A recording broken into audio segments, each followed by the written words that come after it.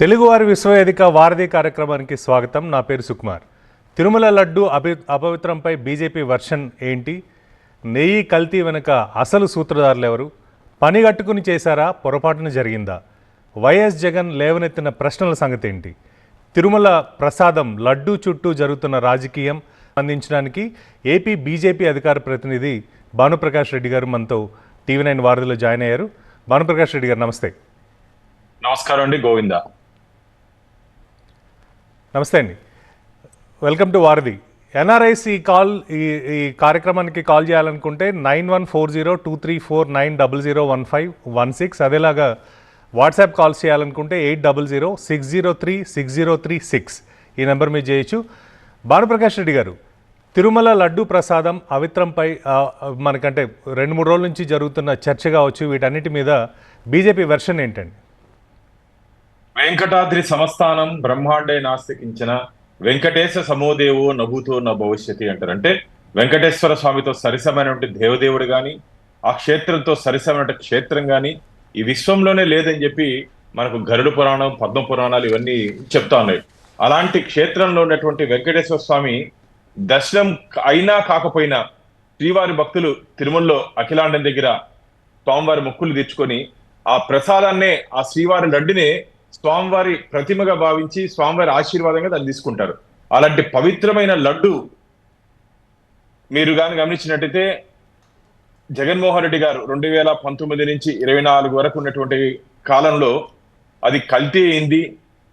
తద్వారా దాంట్లో animal fat mix అయింది.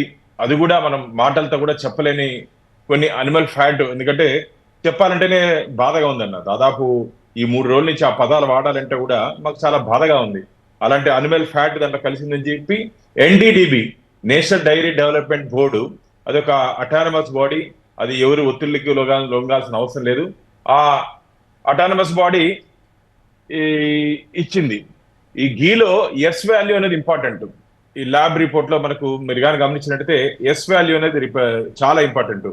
ఈ పారామీటర్స్ ఎక్కడ కానీ అది మ్యాచ్ కాలేదు. ఎక్కడ కానీ ఎంత దారుణం అన్నా 319 రూపాయల 80 పైసలకి ఎక్కడైనా ఈ స్వచ్ఛమైన ఆవు నెయ్యి దొరుకుతుందో చెప్పండి. ఆ ఇచ్చేటప్పుడన్నా అధికారులకు కానీ, ఆ రోజు ఉన్నటువంటి ధర్మకర్తల మండలి అధ్యక్షుడికి కానీ కొద్దిగా ఆలోచించి నిర్ణయం తీసుకొని ఉంటే ఈరోజు ఈ ఘోర అపచారం జరుగుండేది కాదు కదా.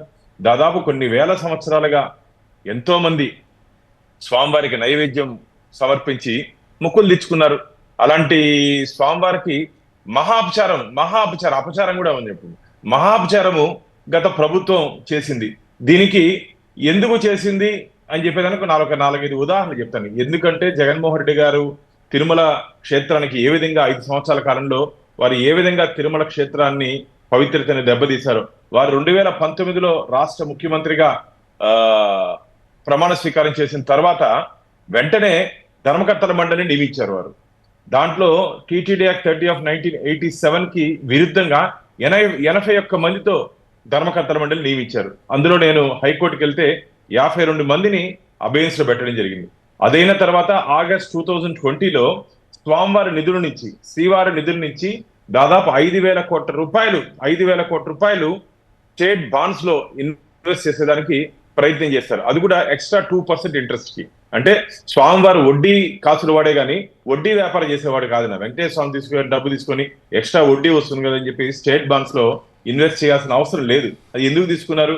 రాష్ట్ర కాబట్టి. భానుప్రకాష్ గారు కంటిన్యూ చేద్దాం. ఈ లోపు కాలర్ తీసుకుందాం. సురేంద్ర గారు, కాలిఫోర్నియా నుండి. సురేంద్ర గారు నమస్తే. నమస్తే అండి.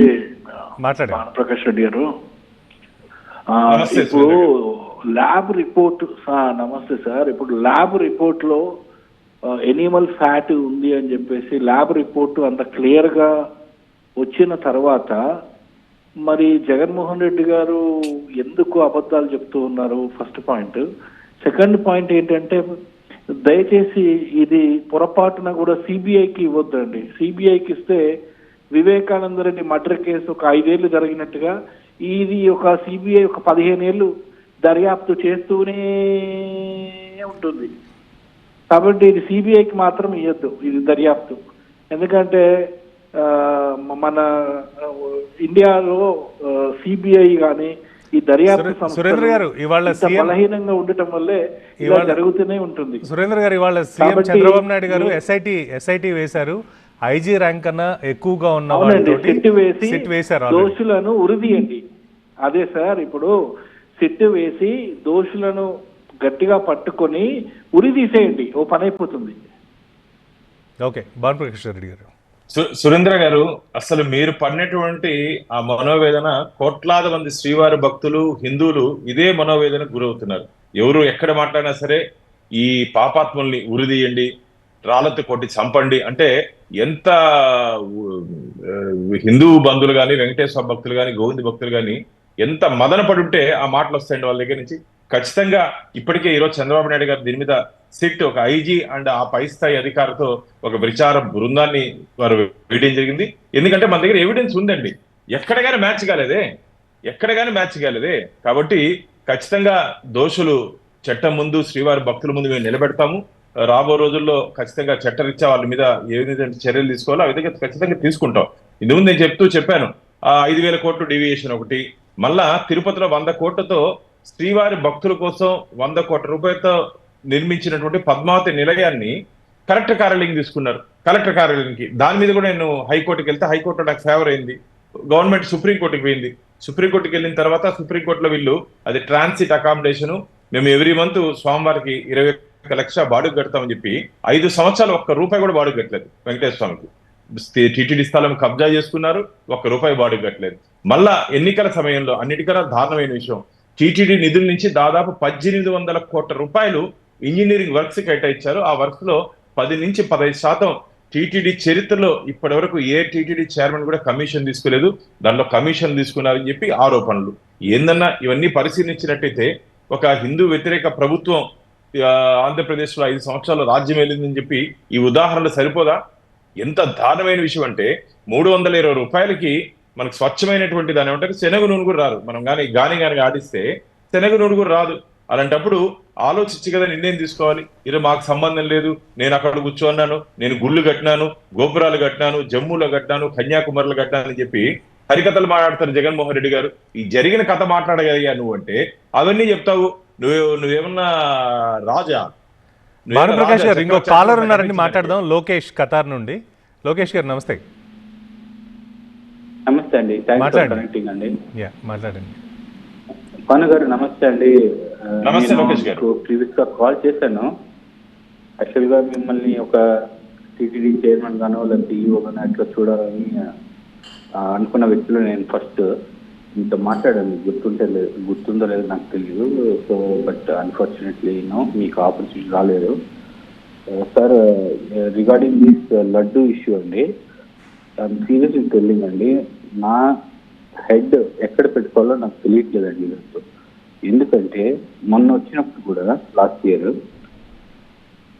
లడ్డు ప్రసాదాన్ని వెజిటేరియన్ అయిన మా జిఎం నితిన్ గులియాని అండి, ఢిల్లీ అతనికి తినిపించానండి ఇచ్చి.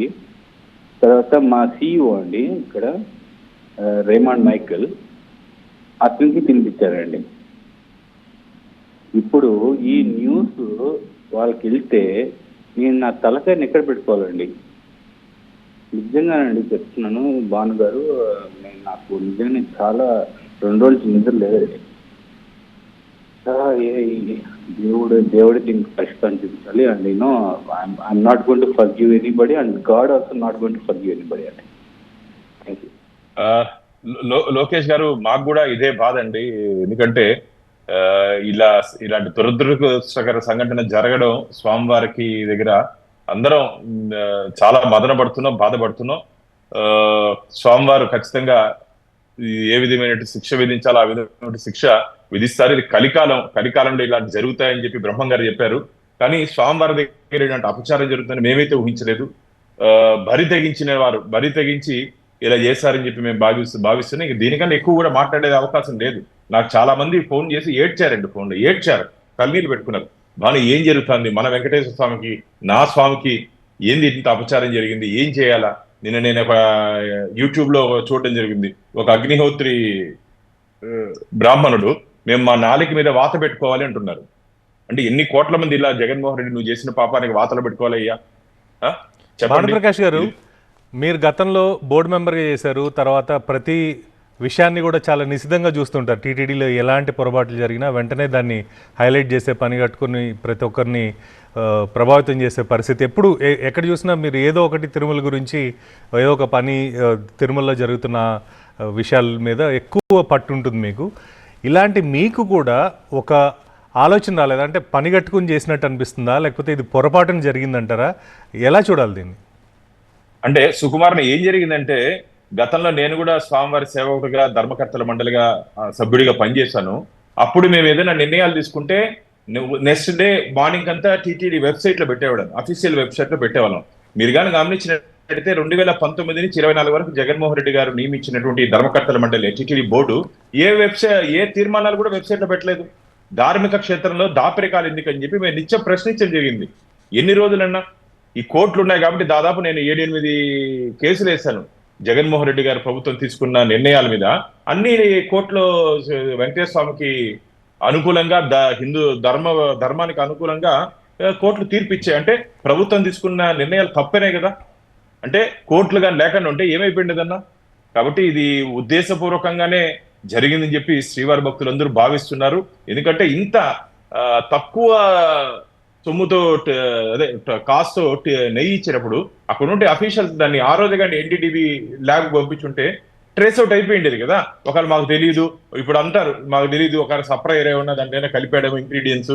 అంటే 320కి ఎవడు సప్లై చేయలేడు, వాడు ఖచ్చితంగా దాన్ని అడల్టరేషన్ చేస్తే తప్ప వాడికి దాంట్లో రాదు. లేకపోతే ఎందుకంటే రోజుకి 14 టన్నులైనా 14 టన్స్ ఆఫ్ కౌ గీ వాడతాం. 14 టన్నులు ఇంటూ ఒకవేళ డిఫరెన్స్ ఒక 100 రూపాయలు వేసుకుంటే కూడా ఎంత వస్తుంది చెప్పండి. ఎక్కడికో కోట్లలో లాస్ పోతుంది. అంత నష్టం చేసుకొని ఒకవేళ స్వామివారి మీద భక్తి విశ్వాసం ఉన్న వాళ్ళు స్వామివారికి సప్లై చేస్తారు. అది కూడా ఇంత మొత్తంలో చేయలేరు కదన్నా. ఏమైనా 100 కేజీలు 1000 కేజీలు 2000 కేజీలు కాబట్టి ఇవ్వగలుగుతారు. కానీ 14 టన్నులు రోజు ఇవ్వాలంటే ఎవరు కూడా ఏ దాతకు కూడా చాలా కష్టం. కాబట్టి దీంట్లో చాలా గూడుపుటాన్ని జరిగిందని చెప్పి శ్రీవారి భక్తులు కొందరైతే ఇంకా ముందుకెళ్ళి ఈ క్రిస్టియన్ మిషనరీస్ ఏమన్నా స్వామివారి పవిత్రత దెబ్బతినే విధంగా, స్వామివారి పవిత్రత తగ్గించే విధంగా ఏమైనా ప్రయోగాలు ఏమైనా జరిగినాయా మన వెంకటేశ్వర స్వామి మీద అని చెప్పి చాలా మంది అనుమానాలు వ్యక్తం చేస్తూ నాకు ఫోన్లు చేస్తున్నారు.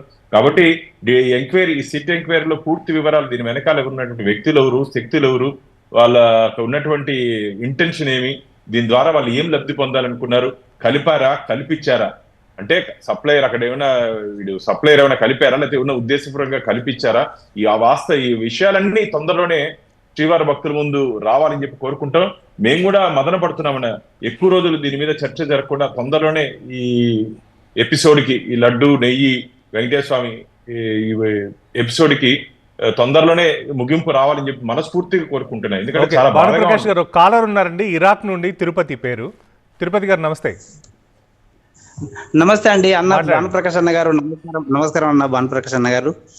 నమస్తే. అయితే ఏదైతే మనకు మేము అరబీ దేశాలలో బతుకుతున్నాం కాబట్టి ఇక్కడ అరబీ దేశాలలో మన దేవుళ్లకు భద్రత అనేది ఉన్నది. కాకపోతే మన ఇండియాలో, హిందుస్థాన్లో ఒక 150 కోట్ల జనాభాకు పైబడి ఉన్నాం కాబట్టి మన ఇండియా లోపల మనకు భద్రత, మన దేవుళ్ళకు భద్రత లేకుండా పోయింది. కాబట్టి ఖచ్చితంగా ఎవరైతే ఇప్పుడు ఆ తిరుపతి దేవస్థానంలో ఇటువంటి అవినీతి జరిగిందో వారికి ఖచ్చితంగా మనం దోషులను పట్టుకొని దేశ బహిష్కరణ చేయాలని నా ఆలోచన అన్న.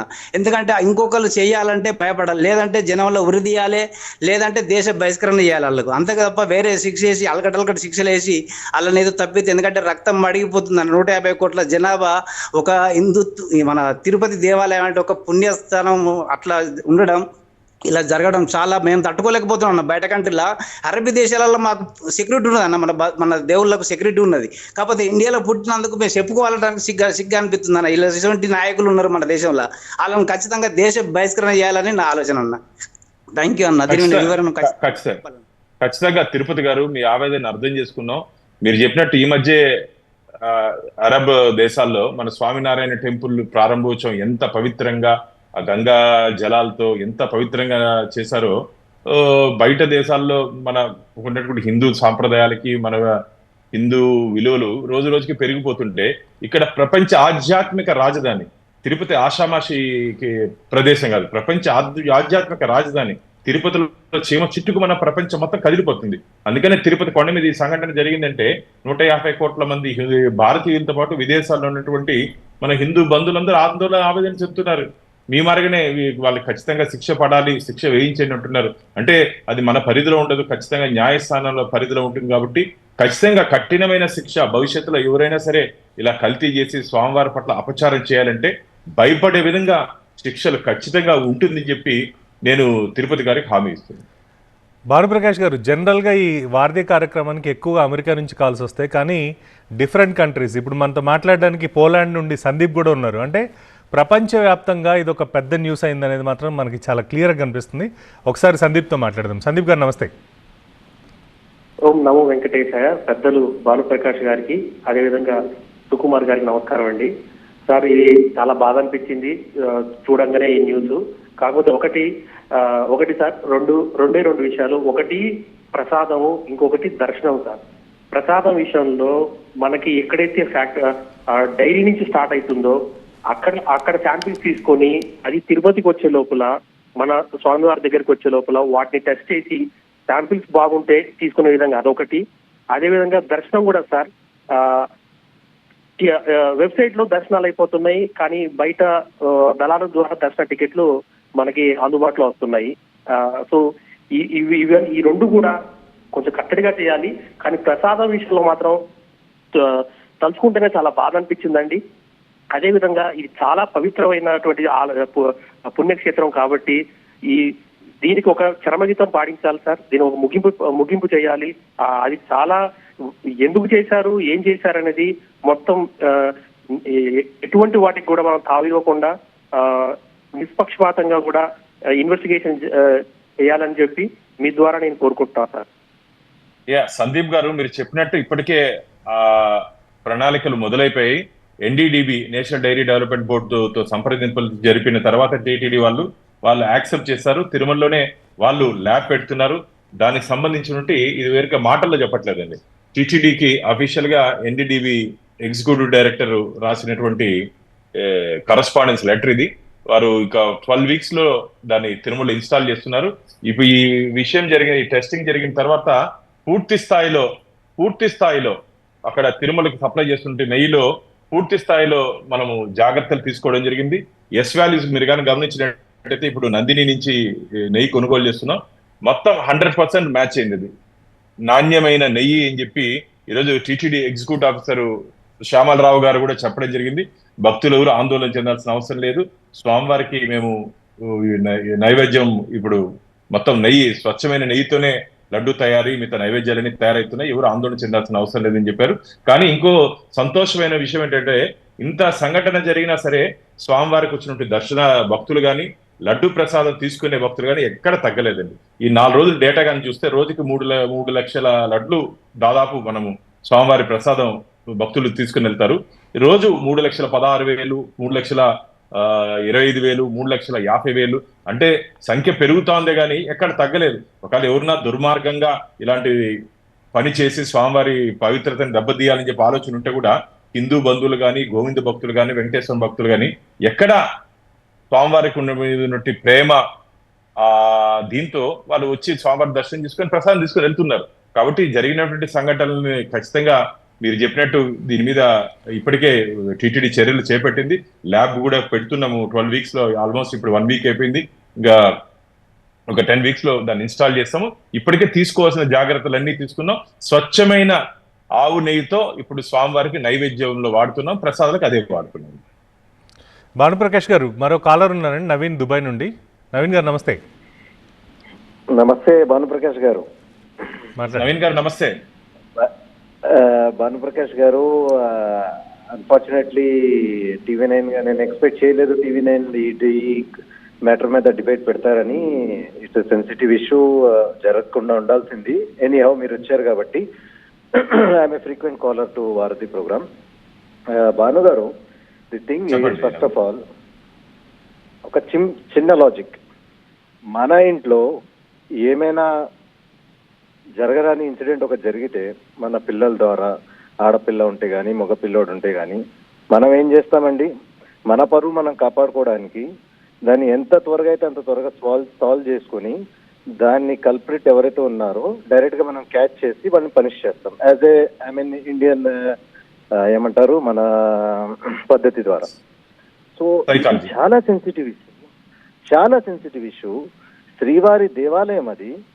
అసలు దీన్ని ఎట్లా యూజ్ చేసుకున్నారు ఒక్కొక్కళ్ళు అంటే, దీన్ని ఇష్యూ ఒకటి ఉంది, దాన్ని వేరే యాంగిల్స్ లో చూసి వేరే యాంగిల్స్ దాన్ని ప్రొజెక్ట్ చేసుకుని ఎవరికి వాళ్ళు దాని ద్వారా లాభపడాలని చూస్తున్నారని నా opinion.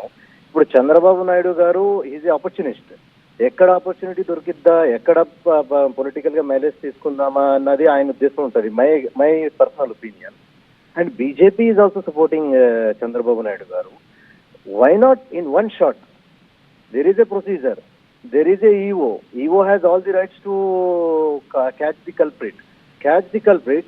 Send him behind the bar, totally close the issue, and make sure itla future lo kaakunda అనవసరంగా ఒక 1 week నుండి పబ్లిక్ న్యూస్ అంతా ప్రొజెక్ట్ చేసి వరల్డ్ వైడ్ గా మన దేవాలయం గురించి, మన శ్రీవారి గురించి మనం చెప్పుకుని, ఇట్స్ నాట్ లైక్ ఏమంటారు మనమే దాన్ని అంతా చెప్పుకుని ఎట్లా ఉందంటే సంథింగ్ లైక్ అక్కడ జరిగింది ఏం లేదు, ఏదేదో జరిగిపోయిందని. మళ్ళీ దానికి చంద్రబాబు నాయుడు గారు ఈ రోజు సేయింగ్ దట్ సిట్ చేసాము and SIT will be fine the culprits అని. హౌ కెన్ ఈ డిసైడ్? అసలు ఆయన ఎట్లా ఫైనలైజ్ చేస్తారు ఇక్కడ తప్పు జరిగింది అని? What ever the reports how submit the court will decide. Give hand over this issue to central సిబిఐకి హ్యాండ్ ఓవర్ చేయండి. అంత ఏమంటారు సీనియర్ దీని మీద సిన్సియర్ గా ఆయన ఉంటే ఓకే. జగన్మోహన్ రెడ్డి గారు for ex for other guy somebody is there culprit. Why making such much noise? Is it correct? శ్రీవారి దేవాలయం మనకి అభిమానం లేదా దేవుడి మీద? మీకు అభిమానం ఎవరికి అందరికీ అభిమానం ఉంటుంది. ఓకే అండి, భానుప్రకాష్ గారు. ఇది ఎట్లంటే అందరికీ మీరు చెప్పినటువంటి అనుమానాలు ఉన్నాయి, కానీ ఒక రాష్ట్రానికి కస్టోడియన్గా ఈ ఆంధ్రప్రదేశ్లో ఉన్నటువంటి ఆలయానికి వెంకటేశ్వర స్వామి కూడా ఆంధ్రప్రదేశ్లో, తిరుపతి కూడా మన ఆంధ్రప్రదేశ్లో ఉంది. 5 కోట్ల మందికి కస్టోడియన్గా ఆంధ్రప్రదేశ్ రాష్ట్ర ముఖ్యమంత్రిగా వారికి వచ్చినటువంటి రిపోర్ట్ ని ఈ భక్తుల ముందు, ప్రజల ముందు పెట్టారండి చంద్రబాబు నాయుడు గారు. దాదాపు ఒక 4 రోజుల ముందు పెట్టారు. ఎందుకంటే తప్పనిసరి పరిస్థితుల్లో ఒకవేళ పెట్టకపోతే ఎందుకు, మీరు విషయం తెలిసి కూడా ఎందుకు దాచారు, ఎందుకు దాచాల్సిన అవసరం ఏముందని చెప్పి ప్రజలే భక్తులు ప్రశ్నిస్తారు. కాబట్టి ఖచ్చితంగా ఒక రాష్ట్ర ముఖ్యమంత్రిగా అతనికి ఉన్నటువంటి అధికారులతో ఆయనకు వచ్చినటువంటి ఇన్ఫర్మేషన్ తో, అథెంటిక్ ఇన్ఫర్మేషన్, ఒక రిపోర్ట్ కాదండి 4 రిపోర్ట్లు వచ్చాయి. మీకున్నటువంటి అనుమానాలే చాలా మందికి ఉంది, ఒకవేళ దీంట్లో కలిసిందా లేదా, లేకపోతే అది సస్పెక్షన్ అని. లేదు 4 రిపోర్ట్స్ పూర్తిగా ఐడెంటిఫై చేసుకున్న తర్వాత వారికి ఒక కన్ఫర్మేషన్ వచ్చిన తర్వాతనే ముఖ్యమంత్రి గారు దీన్ని ప్రజల ముందు పెట్టడం జరిగింది. కానీ మీరు చెప్పినట్టు న్యాయస్థానాలు, మనం ఎవరు శిక్షించేదానికి అధికారం లేదు. ఖచ్చితంగా భగవంతుడు వెంకటేశ్వర స్వామి ఉన్నారు. న్యాయస్థానాల మీద మాకు నమ్మకం, విశ్వాసం ఉంది. ఖచ్చితంగా తప్పు చేసిన వాడు ఎవరికైనా సరే XYZ ఎవరు కూడా తప్పించుకునేదానికి అవకాశమే లేదు. తొందరలోనే షార్ట్ టైంలో వాళ్ళందరినీ శిక్షించి ఏ శిక్ష కోర్టు విధిస్తుందో ఆ విధంగా ఖచ్చితంగా వారికి శిక్ష పడుతుందని చెప్పి వెంకటేశ్వర స్వామి భక్తుడిగా, గోవిందుడి భక్తుడిగా నేను కూడా ఆశిస్తున్నాను. భానుప్రకాష్ గారు, వైఎస్ జగన్ ఇవాళ రాసిన లేఖ ఏదైతే ప్రధానమంత్రికి రాశారో దాంట్లో చాలా వరకు కొత్త ప్రశ్నలు లేవనెత్తారు. వీటి సంగతి ఏంటి? ఆల్రెడీ ఇప్పటికే మా జాతీయ అధ్యక్షులు నడ్డా గారు, కేంద్ర ఆరోగ్య శాఖ మంత్రి గారు, వారు ఇక్కడ చంద్రబాబు నాయుడు గారితో మాట్లాడి దీనికి ఉన్నటువంటి పూర్తి డీటెయిల్స్ పంపించమని చెప్పారు. FSSA food safety and food standards and safety authority of India ఆధ్వర్యంలో వారు కూడా సపరేట్ గా దీని మీద ఎంక్వైరీ కూడా చేస్తున్నారు. ఎలా స్థితి చేస్తుందో వారు కూడా దీంట్లో ఉన్నటువంటి లోతుపాట్లు, ఎక్కడ పొరపాటు జరిగిందో ఆ స్టాండర్డ్స్ ని వాళ్ళు కూడా అబ్జర్వ్ చేసి సెంట్రల్ గవర్నమెంట్ కూడా దీని మీద దృష్టి పెట్టింది.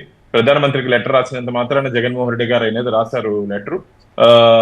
కానీ వాస్తవాల్ని పరిగణలోకి తీసుకునేసి మేమైతే ఖచ్చితంగా వెంకటేశ్వర స్వామి భక్తులకి భరోసా ఇస్తున్నాం.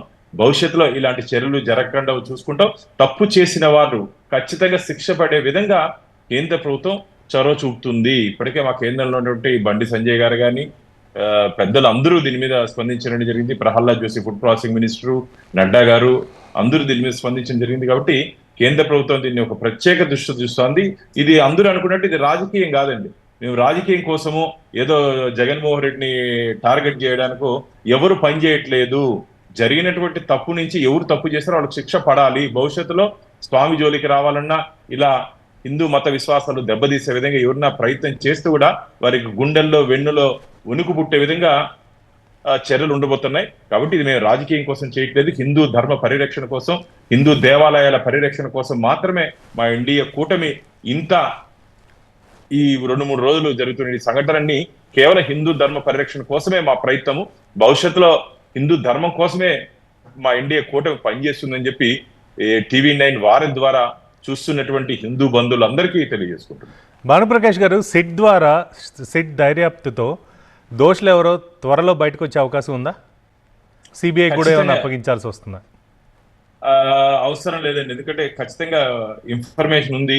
ల్యాబ్స్ ఎక్కడ జరిగింది, ఎందుకు జరిగింది, ఎప్పుడు జరిగింది, ఆల్మోస్ట్ దాదాపు ఒక 90% రికార్డులన్నీ మన చేతుల్లో ఉన్నాయి. కాబట్టి ఒకసారి డీటెయిల్డ్ ఎంక్వైరీ, అంటే మనకున్నటువంటి యాంగిల్స్ వేరే ఉంటాయి, పోలీస్ డిపార్ట్మెంట్కి వారు చేస్తున్నట్టు విచారణలో కొన్ని స్పెషలిస్టులు ఉంటారు కాబట్టి వాళ్ళకి అనుభవం ఉంటుంది, కాబట్టి తొందరగానే క్యాచ్ చేయగలుగుతారు ఎక్కడ మిస్టేక్ జరిగింది. అందుకని చెప్పాను కదా, కలిపారా కల్పించారా, ఒకవేళ సప్లైర్ కలిపారా లేకపోతే ఎవరైనా కల్పించారా, ఈ విషయాలన్నీ బయటపడాల్సిన అవసరం ఉంది. పూర్తి వివరాలు ఇప్పుడు ప్రస్తుతానికైతే వెంకటేశ్వర స్వామికి మాత్రమే తెలుసు. రాబో రోజుల్లో శ్రీవారి భక్తులకి, ఈ హిందూ బంధువులందరికీ తొందరలోనే తెలుస్తుందని చెప్పి నాకు గట్టి నమ్మకం, విశ్వాసం ఉంది. భానుప్రకాష్ గారు, ముఖ్యంగా ప్రసాదం విషయంలో, లడ్డూల విషయంలో, ఎందుకంటే స్వామివారి దర్శనంకి మీరు ఇందాక అన్నారు, దర్శనం కాకపోయినా లడ్డు ప్రసాదం తీసుకుంటే దర్శనం అయినట్టుగా అని భక్తులు భావించే పరిస్థితి. ఇలాంటి సమయంలో అంత డబ్బులు తీసుకున్నా కూడా అక్కడ క్వాలిటీ విషయంలో కాంప్రమైజ్ అవ్వాల్సిన అవసరం గత మేనేజ్మెంట్కి ఎందుకు వచ్చిందంటారు? అదే దురదృష్టం సుకుమార్, అదే మేము అందరూ బాధపడుతున్నాం.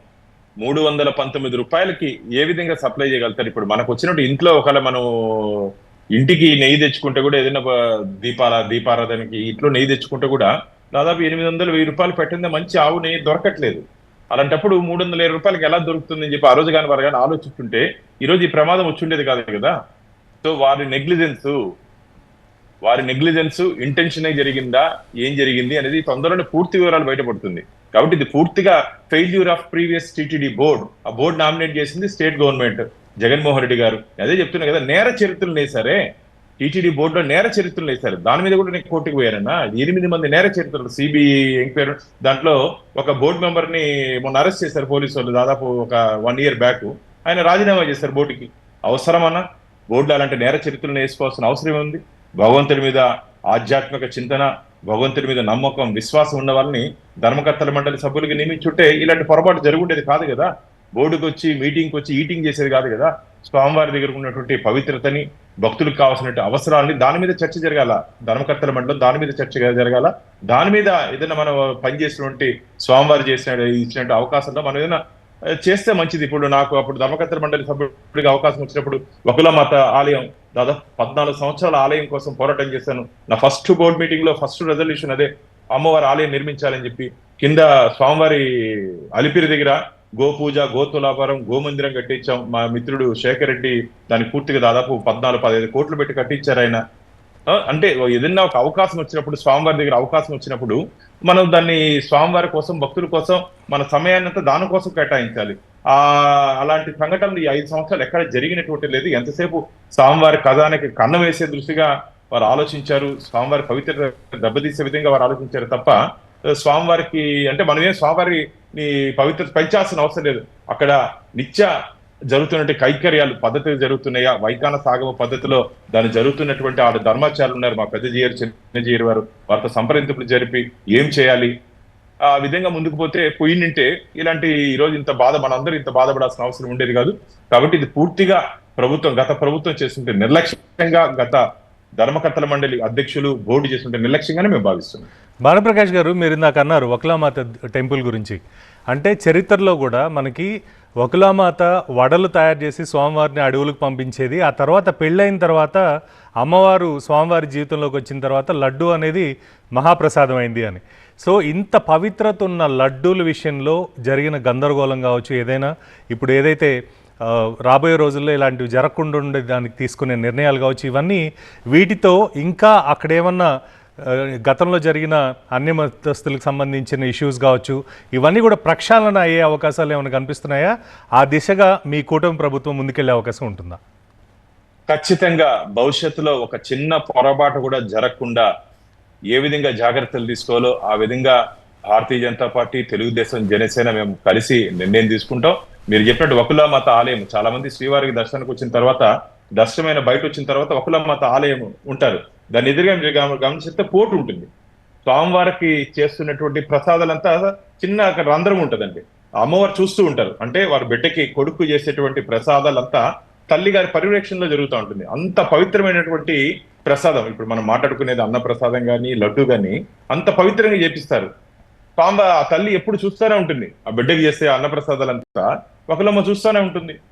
కాబట్టి ఈ పవిత్రతని కాపాడే దిశగా ఎటువంటి హిందూ ధర్మానికి కానీ హిందూ దేవాలయాలకు కానీ ఎక్కడ ఎటువంటి నష్టం అపచారం జరగకుండా చూసుకునే బాధ్యత ఎన్డీఏది, మా ఎన్డీఏ కూటమిది. ఎటువంటి పొరపాటు జరగకుండా ఎవరు భవిష్యత్తులో మా పరిపాలన విమర్శించే దిశగా అవకాశం లేకుండా ఖచ్చితంగా మంచి పరిపాలన భక్తుల కోసం, ప్రజల కోసం మేము పనిచేస్తామని చెప్పి మీ ద్వారా నేను తెలియజేసుకుంటున్నాను. థ్యాంక్ యూ భానుప్రకాష్ రెడ్డి గారు. ఏదేమైనప్పటికీ కూడా లడ్డూల విషయంలో ఈరోజు చీఫ్ మినిస్టర్ అనౌన్స్మెంట్స్ కావచ్చు, ఇవన్నీ కూడా ఓ విధంగా రాబోయే రోజుల్లో టీటీడీలో ప్రక్షాళన మొదలవుతుందనే దానికి సంకేతాల కింద చూడాలి అని చెప్పి భానుప్రకాష్ రెడ్డి గారు చెప్తున్నారు. ఇది ఇవాల్టి వారధి ప్రోగ్రాం. చూస్తూనే ఉండండి TV9.